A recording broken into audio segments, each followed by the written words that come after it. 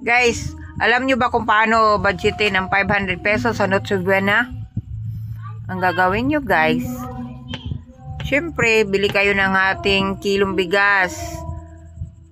1/4 na kilo na karne na baboy.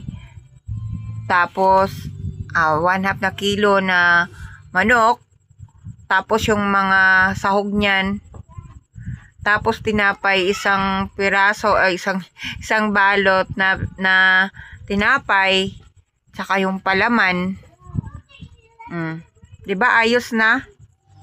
Kasya yung 500. May pambili ka pang soft drinks, isang bote lang.